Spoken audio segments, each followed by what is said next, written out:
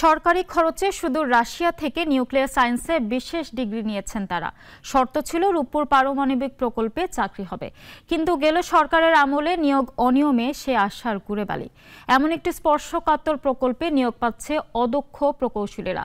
বিশেষজ্ঞরা বলছেন পুরো প্রকল্পটি এক ধরনের প্রতারণা। সাইফুল শাহিনের প্রতিবেদন। টাকার অঙ্কে দেশের সবচেয়ে বড় মেগা প্রকল্প রূপপুর পারমাণবিক বিদ্যুৎ কেন্দ্র নির্মাণ প্রায় শেষ। রুশ রাষ্ট্রীয় সংস্থা রোসাটমের কারিগরি ও অর্থনৈতিক সহায়তায় এই প্রকল্প এখনও রাশিয়ানদের উপর নির্ভরশীল। দীর্ঘমেয়াদে এই বিদ্যুৎ কেন্দ্র পরিচালনা, রক্ষণাবেক্ষণ ও ব্যবস্থাপনা যাতে বাংলাদেশিরা করতে পারে, সেজন্য সরকারি খরচে রাশিয়ায় বিশেষ উচ্চশিক্ষা নিতে কয়েক ব্যাচে পাঠানো হয় 90 শিক্ষার্থীকে। শর্ত ছিল দেশে ফিরে 6 বছর বাধ্যতামূলক কাজ করতে হবে রূপপুরে। কিন্তু কথা রাখেনি আওয়ামী লীগ সরকার। নিউক্লিয়ার সায়েন্সে বিদেশি ডিগ্রিধারী 44 জন নিয়োগ পাননি। তাদের অভিযোগ, স্বজনপ্রীতিতে নিয়োগ পেয়েছে অদক্ষ কর্মী। নিরুপায় হয়ে প্রধান উপদেষ্টার কাছে চিঠিও দিয়েছেন বঞ্চিত তরুণ পরমাণু বিজ্ঞানীরা। আমাদের প্রতিটা স্টুডেন্টের এরকম হাজার হাজার অপরচুনিটি ছিল যে আমরা অন্য কোনো জায়গায় সেটেলড হয়ে যেতে পারবো।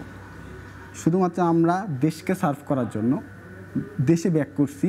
এখন আমরা চাই আমাদের যেহেতু দেশের জন্য, দেশের সুরক্ষার জন্য নিউক্লিয়ার পাওয়ার প্ল্যান্ট সার্ভ করার জন্য আমাদেরকে পাঠানো হয়েছে, সো ওই কাজে আমাদেরকে কাজে লাগানো হোক। প্রায় 6.5 বছর রাশিয়ায় পড়াশোনা করে আসা এই তরুণদের অনেকেই এখন বিভিন্ন প্রতিষ্ঠানে কাজ করছেন, কিন্তু পারমাণবিক প্রকল্পে কাজ করার স্বপ্ন পূরণ না হওয়ায় হতাশ তারা।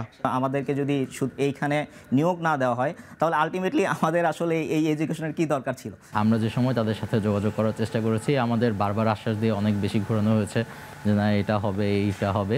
এটার পিছনে আমাদের জীবনের অনেক মূল্যবান সময় চলে গেছে। যদি আমাদেরকে রাশিয়া থেকে প্রশিক্ষণ দিয়ে এনেও রূপপুর পারমাণবিক বিদ্যুৎ কেন্দ্রে নিয়োগ দেওয়া না হয়, তবে আমাদের পেছনে যে সরকারের কোটি কোটি টাকা ব্যয় হলো, এতে কি দেশের সম্পদের অপচয় হলো না? আন্তর্জাতিক পারমাণবিক সংস্থার বিধি মেনেই চালানোর কথা রূপপুর প্রকল্প। এমন স্পর্শকাতর প্রকল্পে অনভিজ্ঞদের নিয়োগের বিধান নেই। অনিয়মের আভাস পেয়ে নিরাপত্তা ঝুঁকি এড়াতে ক্ষমতাচ্যুত সরকারের মন্ত্রীকে এ বিষয়ে চিঠিও দেয় রোসাটম। প্রশিক্ষিতদের নিয়োগের তাগিদ দেওয়া হয় তাতে।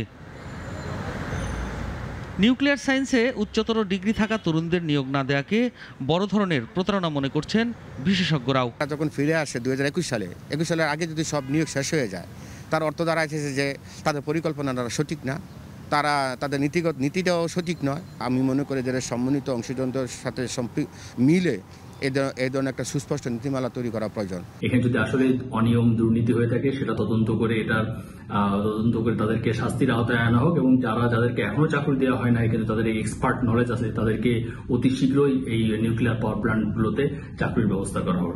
বিষয়টি নিয়ে জানতে পরমাণু শক্তি কমিশনের চেয়ারম্যানের সাথে একাধিকবার যোগাযোগের চেষ্টা করলেও এ বিষয়ে কথা বলতে রাজি হননি তিনি। সাইফুল শাহিন, নাগরিক, ঢাকা। 250-টিরও বেশি ডিজাইন অপশন নিয়ে ওয়ালটন স্মার্ট ফ্রিজ, বোঝে আপনার প্রয়োজন।